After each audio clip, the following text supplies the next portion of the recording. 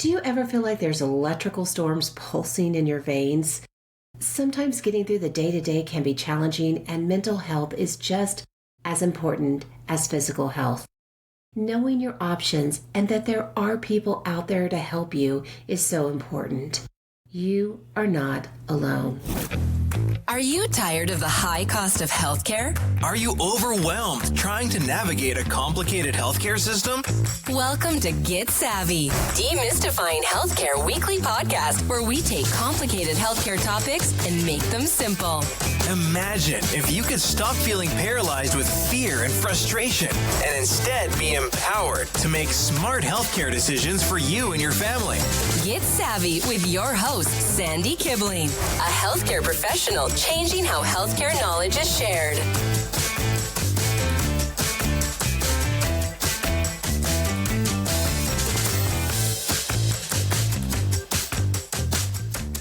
Well, hello, everyone, and welcome to the show, Unmasking Mental Health Beyond Diagnosis.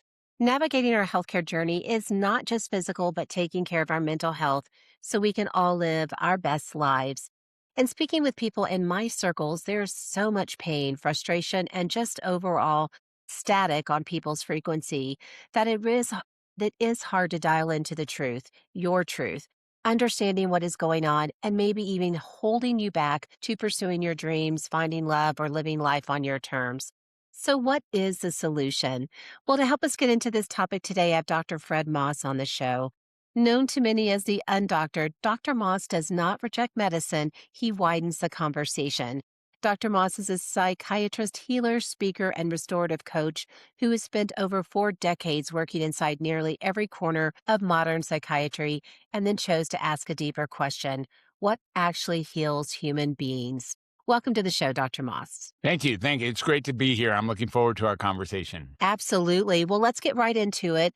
And perhaps you can start off with a question I always ask, and that is telling us your story and how it has led you on the journey you are on today. Well, the story starts, I think, maybe even before I was born, but certainly on the day I was born. So the day I was born, I was a healer. I was brought into a family in chaos and disarray. I had 2 brothers, 10 and 14 years old, that were wreaking havoc, and my parents trying to deal with them and vice versa. And from what I understand, there was a significant amount of conflict, and little Freddie was called in to bring love and peace and unity, and by communicating with people, that's how I would do it. And, that's what they asked me to do. I showed up. So in other words, if I cried, I could make a whole room sad. If I laughed, I could make a whole room happy. If I could, whatever I tried to express would be received one way or another, and then exchange or different things, people, actions would take place as a function. So being just completely entertained and completely inspired and enthralled with the whole idea of communication, that's all I really wanted to do in my life, was like be able to communicate like my brothers did and like my parents did. Maybe one day when I get to be a big boy, I'll learn how to communicate. And I was hoping that would happen in school. Of course, it didn't happen in school. In school, I was told to sit down, be quiet, and do what the teacher says. And I was very talkative. I was very precocious. I had plenty to say. No elementary school teacher who ever forgot having Fred as a student. I'm pretty positive of that. And we just went forward and just constantly looking for how can I learn how to communicate effectively. And junior high was worse. High school was worse again. And before too long, I was in college, and I was at Ann Arbor, Michigan, University of Michigan. And, I stayed for about 1.5 years in the engineering program. And I was like, no, that's not it either. And so I left and dropped out and took a bus all the way to Berkeley, California, and figured out what my life was about. And I had a great summer, but unsustainable, and encouraged to go back to college by my family. There was this new industry that was growing that they thought I had aptitude for. And you might have heard of the industry. It's called computers. And there was only one computer in Michigan, and that was at the University of Michigan. And so back to the University of Michigan is where I went. I tried it out for a little while, but, batch jobs and punch cards, I'm not going to do that either for my life. So I'm out of here again. And there's when I kind of tripped in. My mom's like, okay, you don't have to ever go back to university, but you have to get a job. And I was like, oh, all right, let's go. And so I got a job, and the job was as a child care worker in a state mental health facility for adolescent boys.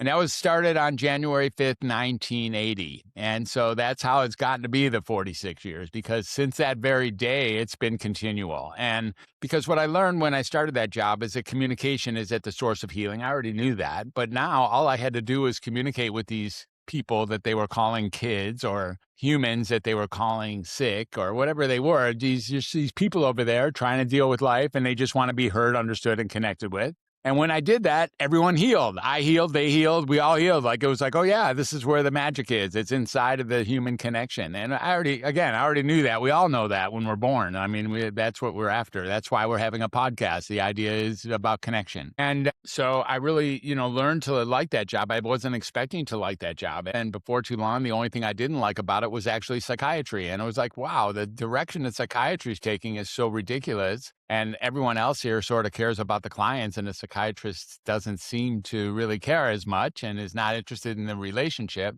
And the future of psychiatry is pretty bleak if this is the direction it's going. My brother was already a psychiatrist, my brother 14 years older than me, so I knew there was a pathway. And back to school I went so I could be a hero, so I could actually get that communication was the story. And I didn't want to lose grips on that. I really did go back into a field that I couldn't stand. And so that I could alter it from the inside out. Sometimes I forget that. Sometimes I forget how daunting of a task that was to make a decision like that when I was 22 or 23. And I'm remembering it now like it was today.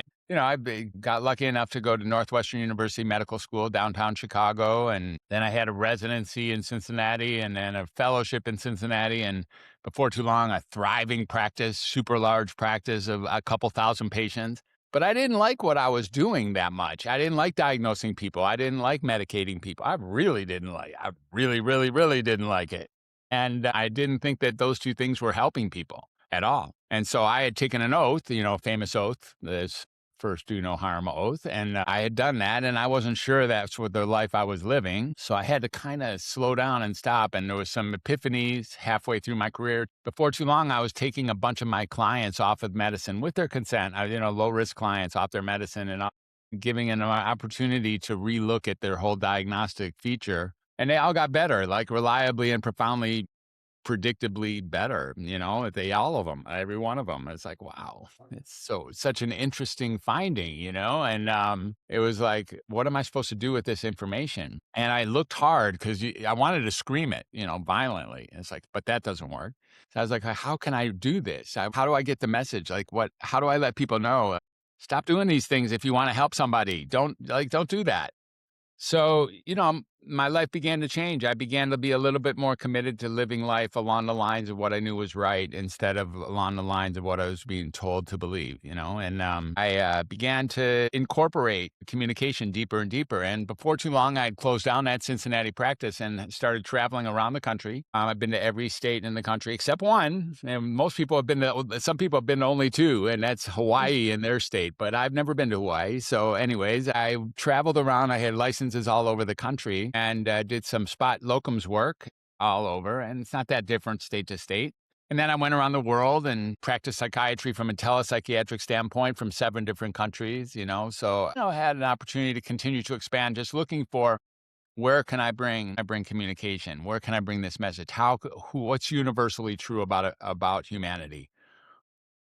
Those are the kind of questions that I was taking on as I was traveling. And what's universally true is that human connection is what people are dealing with. That's just true. That's it. That's where the magic is. And to pretend that it's anywhere else inside of a alphabet soup diagnosis or some form of toxic chemical medication is just like completely missing the point. And so, I don't want to miss the point. Communication is where it's at, and connection, creativity, conversation. So over those next 20 years since that epiphany year, just kind of been developing and dropping off rust and dust and mud and mold and muck, and getting a little bit clearer about what I already have known from when I was little Freddie, like back in the day. The idea is connecting, and communication is where the magic is. And that's where Welcome to Humanity comes from. That's the overarching brand, if you will. That's my title, or the True Voice technology, or the Creative 8, or the Moss method, or the Undoctor reset, which is,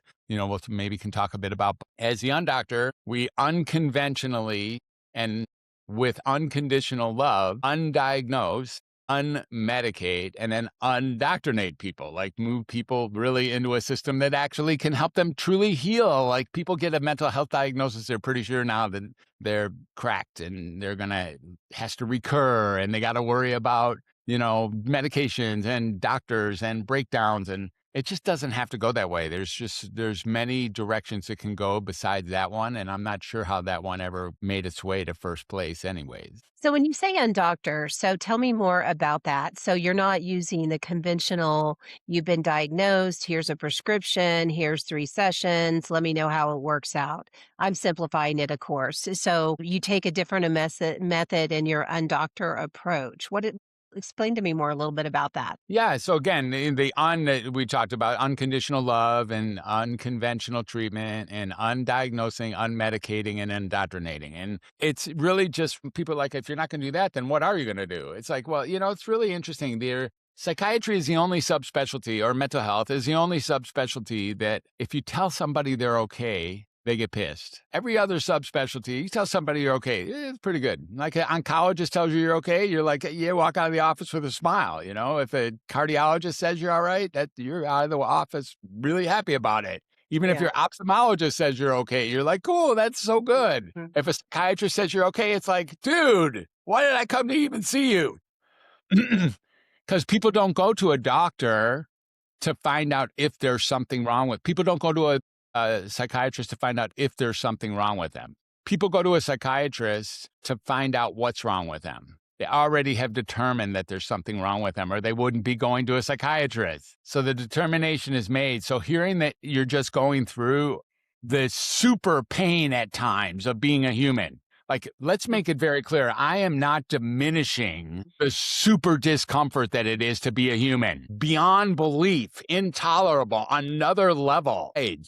I am not diminishing how important and real that is. I'm just suggesting it doesn't mean you're sick. That's all. It just means you're human. And that's okay. You don't have to buy into being defected. You don't have to buy into being afflicted or different or less than or fractured or broken. You don't have to go there. Maybe there's nothing wrong with you. We don't blame a log for burning in a fire.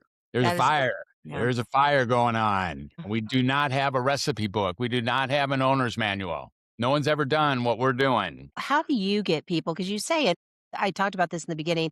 I don't believe people are broken. I believe they're Yeah. unheard, misrepresented, and disconnected from their true selves.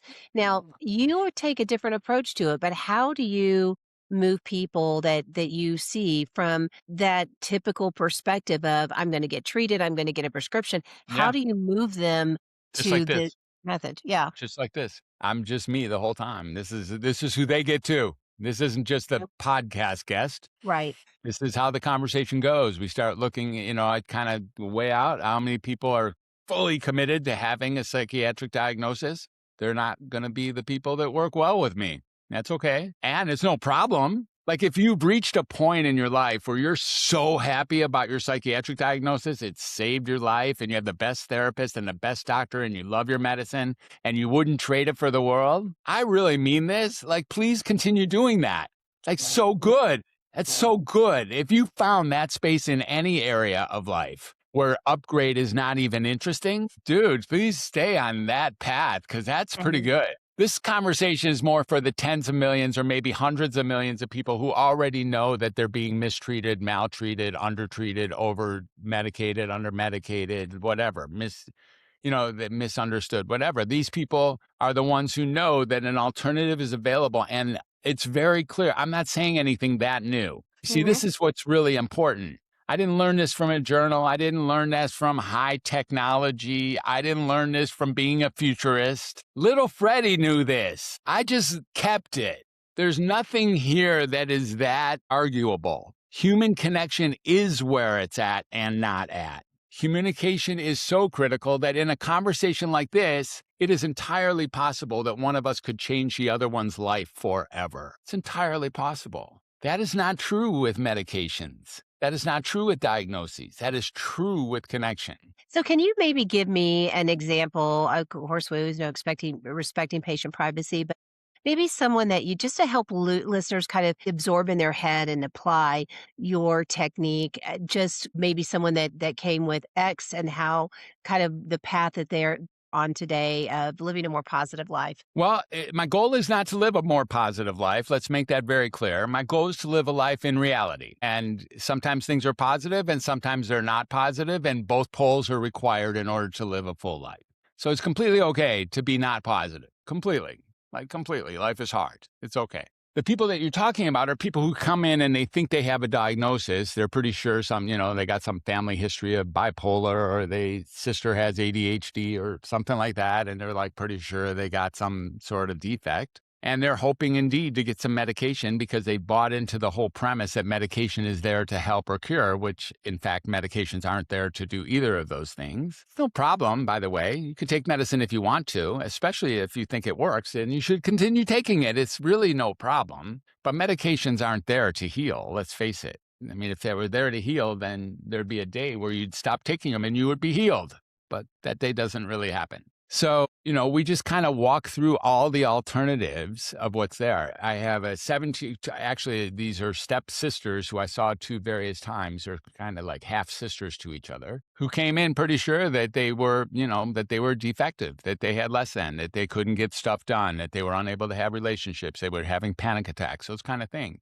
And I thought that they needed some medication or something like this. And we just really talked about how they're pretty powerful and how they're pretty amazing. And their responses as we looked down to them might have been related to things that they were putting in their mouth or the ways that they were seeing the world or things like that. So we were able to alter that and absolutely not diagnose or medicate either of them. For sure. And, I'm proud to say, actually, one of them is at the University of Texas. I'm going to meet her for the first time in 3 weeks when I'm in Austin. So we just interrelated yesterday, 6 months after she graduated with me. She's like, oh, yeah, let's do it. So I'll be meeting her in Austin. And her sister it's an important city, but I forgot the city. We all know the city, but it's a resort area, and she's she just had a baby in November, and she's like married, and she is teaching. She's a third year student or third year TA in Colorado, and she's teaching girls volleyball, just taking full leadership and just scraping the ceiling. So, and their parents are so pleased with the progress, and they're a flagship for me, and they're very powerful in the community too. So they're very powerful. Both of them are attorneys and very successful attorneys. So it's an honor to have them to allow me to deal with their precious diamonds, and for us to have made that kind of progress it almost makes life worth the living. Well, that's awesome. Well, I appreciate you sharing that story. Well, speaking of that, tell us more about, because you talked about what you were doing. What are you doing today in terms of services? Are you still, if somebody said, well, how do I reach out to you? Are you doing the telepsychiatry, or how are you working with people and your services today? Yeah. So, I don't diagnose, I don't medicate. So mostly I do, if I'm going to meet people through one-to-one coaching, sometimes I do that for like relationships, and people, people come across me as they do, and we work across states. And the whole idea is to have powerful conversation. So, my one-to-one coaching is based on a model of once a week meetings, and then access to me for all the other hours but outside of the week where the real work is being done. And then I have something called the Undoctor Reset, which is a program that's set up to teach people how to look at life in a way that doesn't have them taking on psychiatric diagnosis, even if they were pretty sure there was something wrong with them. So the Undoctor Reset's a cool place. And the best way to find me is at drfred360.com, that's drfred360.com, or in welcometohumanity.net. I have a newsletter on LinkedIn. I have a school community. I have Facebook and LinkedIn. I troll around. I wish I never would have met Facebook, but it's hard for me to get in and out of there. Discovery call is the best way. So if you have some issues about yourself or about someone someone you care for, I think talking to me would be a good idea. Do have 46 years in the field. I have been around for the world and the country, and have met some beautiful people who actually are committed to helping others. And if it's not me, then I can probably send you along the way that would best help, and that would be my honor. I'm a kind of doctor who likes to work himself out of a job, because when you're healed, you don't need to see a doctor anymore.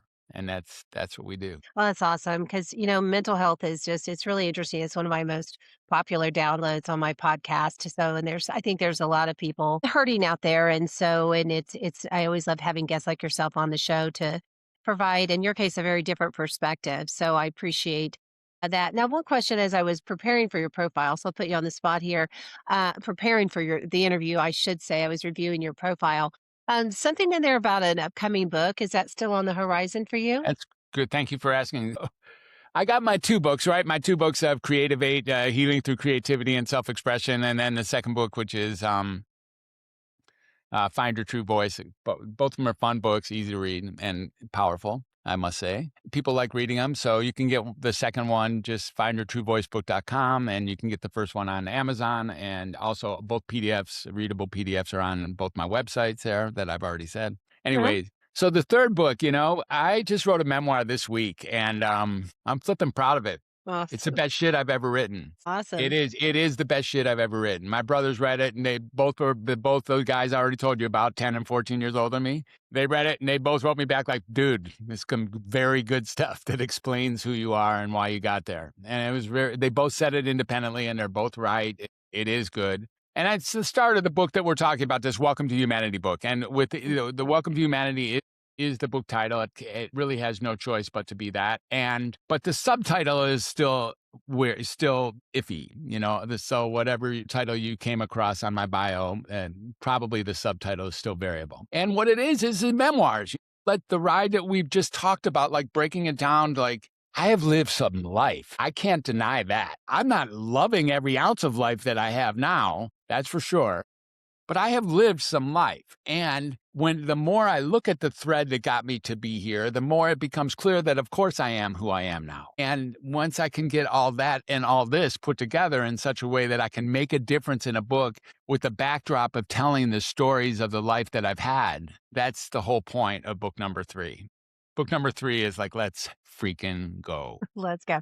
Well, we will be sure to link to both your websites and that way they can find the books and stuff as well. So it sounds like it's powerful, and I'm glad that we had a chance to talk about that. So, well, as we wind down, to be respectful of time here, well, I always like to leave the final thoughts to my guests on what you would like to leave listeners with. Well, one thing I want to leave with is there is this other website. So undoctoredreset.com is the culmination of where we are now. So this is where you get into, coming into the program and seeing where I can be of best service. So I just don't want to forget that one. It's not a true website. It's more like a landing page. That's why. Anyways, didn't want to overstep that because that's from Front Edge Project right now.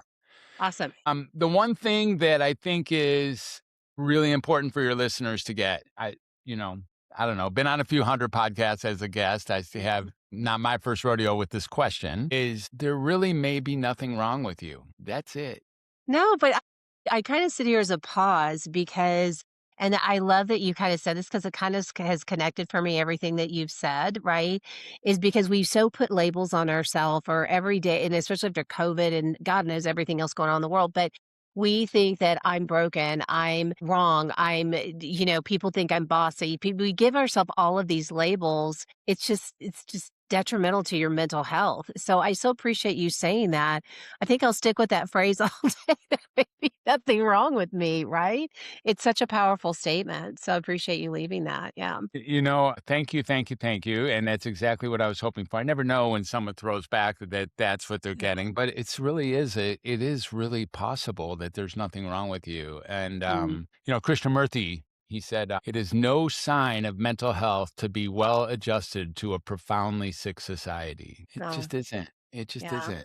And he's a sage. He said a lot of beautiful things, including that. Mm, And one of the things that I wanted to say before we actually close is, sure. my wife, who's my biggest nemesis and my biggest fan and my biggest friend and my biggest everything. That's just who the heck she is.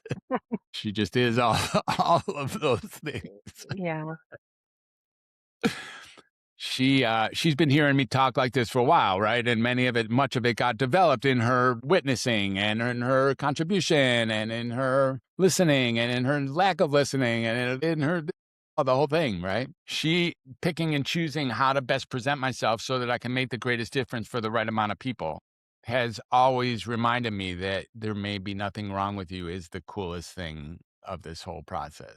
So she reminds me that that carries weight. The Uh, other stuff is yeah. the other stuff is real and carries Right. weight. It's good. It's honestly, I found it honest. It's really what's here. But that one can change lives with one sentence. That's what we're talking about. Absolutely. Well, it has been a pleasure having you on. I love your different way of thinking and the resources that you have. Again, we'll link to that. I know you're a busy person. I'm so grateful for your time, and I know my listeners will greatly benefit. So thank you so much. Thank you for having me on. It was a great conversation. I enjoyed having Fred on the show with his straight talk and perspective on mental health. Check out the show notes to learn more about Fred Moss, his books, his services, and how to reach out to him. In our next episode, I have Eugene Manley on the show. He is a cancer scientist, health equity leader, and longtime patient advocate working at the intersection of biomedical sciences, cancer care,